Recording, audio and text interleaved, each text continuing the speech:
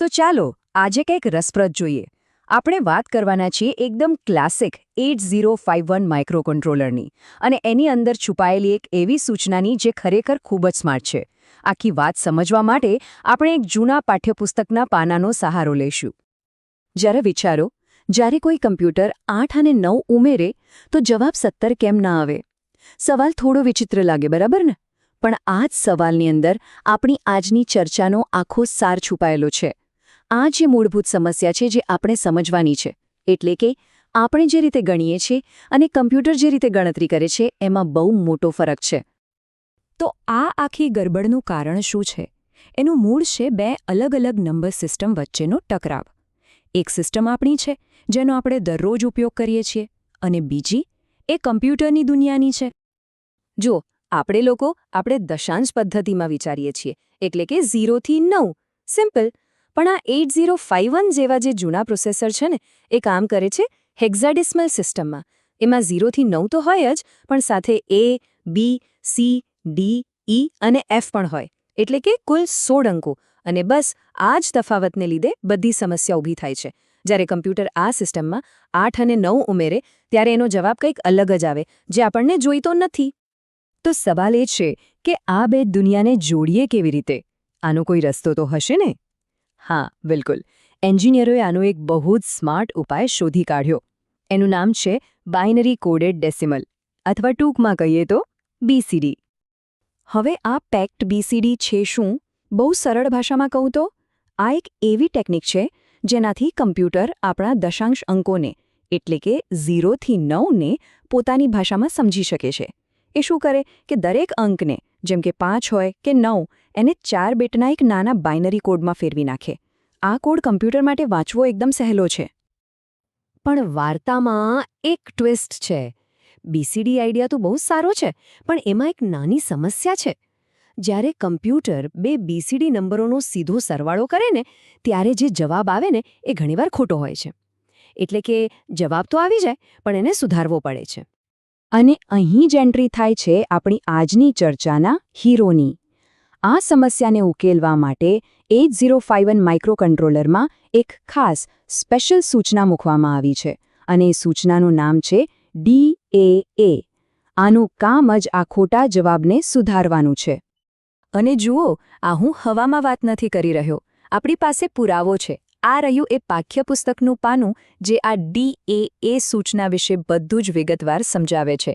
તો ચાલો આ પાનામાં જરા ઊંડા ઉતરીએ અને જોઈએ કે એમાં શું લખ્યું છે.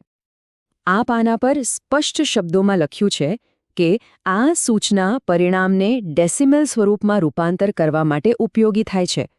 મતલબ કે એનું કામ એક જ છે, સરવાળા પછી જે ગડબડવાળો જવાબ આવ્યો છે એને પકડીને સાચા, વ્યવસ્થિત દશાંશ ફોર્મેટમાં ફેરવી દેવો. સારું, તો હવે એ સમજીએ કે આ જાદુ થાય છે કેવી રીતે. આ DAI સૂચના આખરે કામ કઈ રીતે કરે છે. ચાલો, સ્ત્રોતમાં જે વિગતો આપી છે એના આધારે એની આખી કાર્યપ્રણાલીને સમજીએ. અહીં જુઓ, આ ટેબલ બધી જ વાત એકદમ સાફ કરી દે છે. સૂચનાનું નામ છે DAD-A. એનું કામ શું છે? બે BCD નંબરના સરવાળા પછી જે જવાબ આવે એને બરાબર ગોઠવવાનું. પણ સૌથી અગત્યની અને મજેદાર વાત કઈ છે ખબર છે? એની સાઇઝ. આટલું મોટું કામ કરવા માટે એ મેમરીમાં ફક્ત અને ફક્ત એક જ બાઇટની જગ્યા લે છે. કમાલ છે ને? તો આખી પ્રોસેસ કેવી રીતે કામ કરે? એકદમ સીધી અને સરળ. સ્ટેપ 1, તમે બે BCD નંબર ઉમેરો. સ્ટેપ 2, કમ્પ્યુટર એનો હેક્સાડેસિમલમાં સરવાળો કરશે, જે ખોટો જવાબ આપશે. સ્ટેપ 3, તમે તરત જ DAA સૂચના ચલાવો. અને બસ, સ્ટેપ 4, આ સૂચના એ ખોટા જવાબને સુધારીને સાચો દશાંશ જવાબ બનાવી દેશે. પૂરું. પણ એક વાત ખાસ યાદ રાખવા જેવી છે. આ DA સૂચના એકદમ સ્પેશિયલિસ્ટ છે. આપણું જે સ્ત્રોત છે એ સ્પષ્ટ કહે છે કે આ ફક્ત અને ફક્ત સરવાળા માટે જ કામ કરે છે. તમે એને બાદબાકી, ગુણાકાર કે ભાગાકાર માટે વાપરવાની કોશિશ કરશો તો એ કામ નહીં કરે. અને હા, હજી એક બીજી શરત પણ છે. આ સૂચના બધે કામ નથી કરતી. એ ફક્ત પ્રોસેસરની એક ખાસ જગ્યા, જેને એક્યુમ્યુલેટર કહેવાય છે, એમાં રહેલા ડેટા પર જ કામ કરે છે. મતલબ કે તમારો સરવાળાનો જવાબ એક્યુમ્યુલેટરમાં જ હોવો જોઈએ. સુધારો પણ ત્યાં જ થશે, બીજે ક્યાંય નહીં. ફરી પાછા આપણે એ જ વાત પર આવીએ જે મને સૌથી વધુ પ્રભાવિત કરે છે. આ બધું જ કામ, આખી ગણતરી અને સુધારા ફક્ત એક બાઇટની સૂચનાથી થાય છે. જરા વિચારો, એ સમયમાં જ્યારે મેમરી ખૂબ જ કિંમતી હતી ત્યારે દરેક બાઇટ બચાવવી પડતી. એવામાં કેટલી સ્માર્ટ અને કાર્યક્ષમ ડિઝાઇન કહેવાય. હવે કોઈને સવાલ થાય કે આપણે એક આટલી જૂની સૂચના વિશે આટલી બધી વાત શું કામ કરી રહ્યા છે? કારણ કે આ નાનકડી સૂચના એન્જિનિયરિંગના બહુ જ મોટા સિદ્ધાંતો શીખવે છે. આ જે હાર્ડવેર લેવલ પર સમસ્યાનો ઉકેલ લાવવાની રીત છે ને, એ આજે પણ એટલી જ મહત્વની છે. તો આ આખી વાતનો સાર શું છે?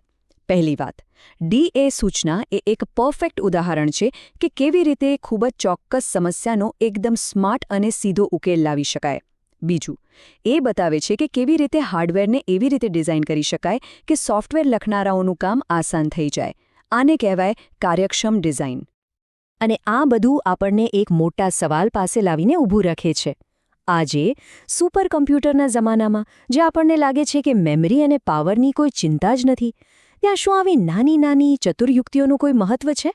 જરા વિચારો, આજના સ્માર્ટફોન, સ્માર્ટ ઘડિયાળો કે પછી મંગળ પર ફરતા રોવર વિશે.